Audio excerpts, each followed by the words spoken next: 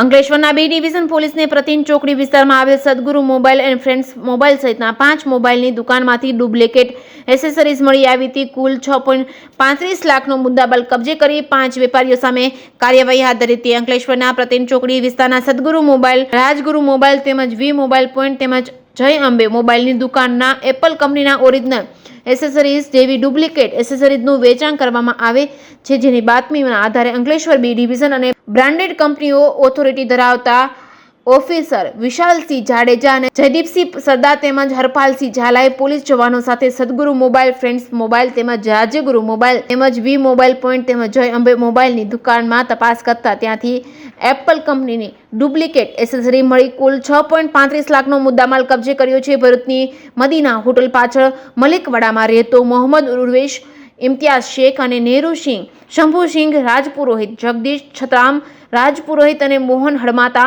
રામ રાજપુરોહિત તેમજ રતારામ દુદારામ ચૌધરીને ઝડપી પાડી વધુ તપાસ હાથ ધરવામાં આવી છે. જેકેએસ ન્યૂઝ ગુજરાતી સાથે કેતન મહેતા, ભરૂચ.